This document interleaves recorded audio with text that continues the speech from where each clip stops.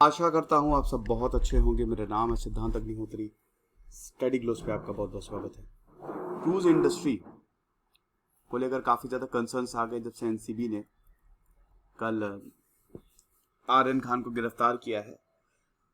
तो हम बात करेंगे। आपको पता ही है कि भाई देखो, 2 अक्टूबर से लेकर 4 अक्टूबर तक एनसीबी ने रेड मारी। टिप मिली थी, कल मैंने उस पर बहुत शानदार लेक्चर किया है। उनको टिप मिली और दोस्तों ये एमवी एम्प्रेस शिप था गोवा का, मुंबई से गोवा।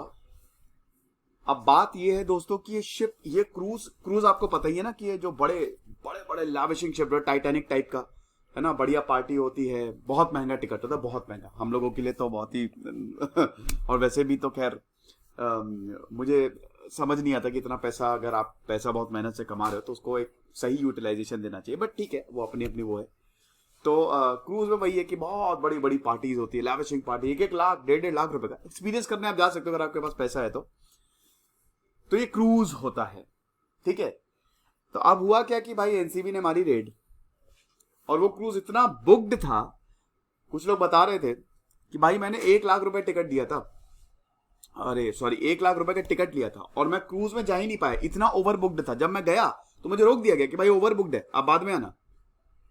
ऐसा हिसाब किताब था। अब ऐसा क्यों हुआ?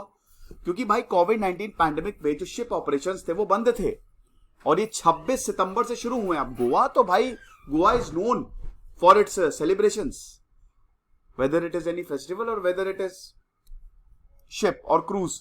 तो गोवा में तो क्रूज पार्टी ऐसे बहुत आम बात है वहां पे। वहां अगर गए और क्रूज में ना गए तो मजा नहीं आता।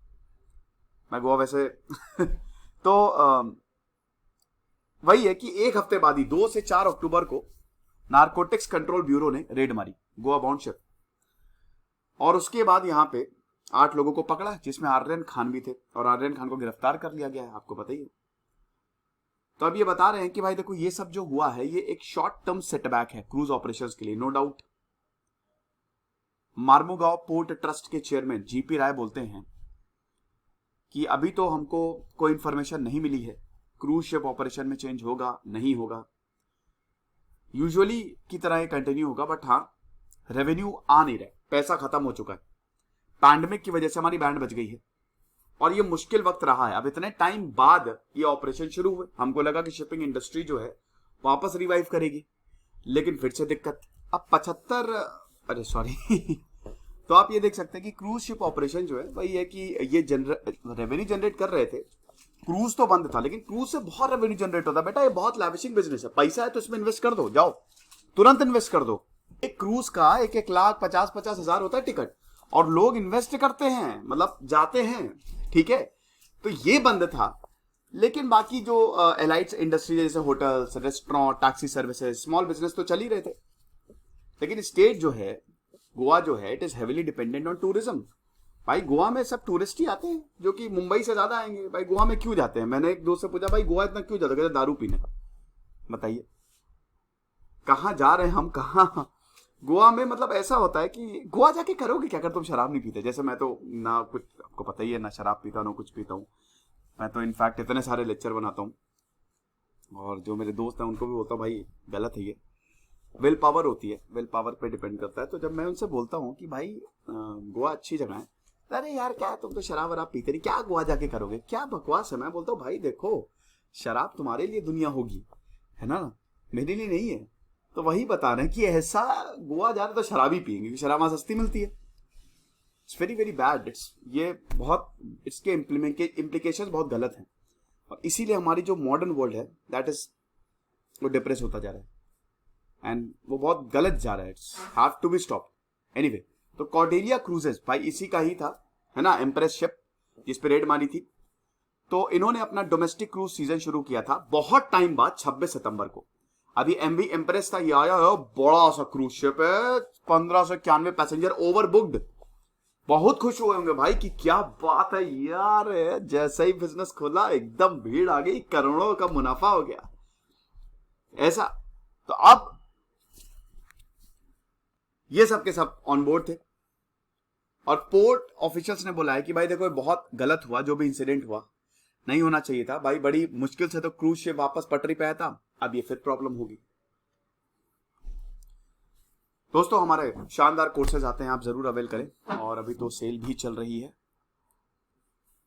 तो बहुत बड़ी खुशी है ये, it was a big Joy, and सबके लिए बहुत रिलीफ था कि अच्छा हॉस्पिटैलिटी बिजनेस जो है वो वापस पटरी पे नहीं आ गया है, वापस पानी में आ गया है।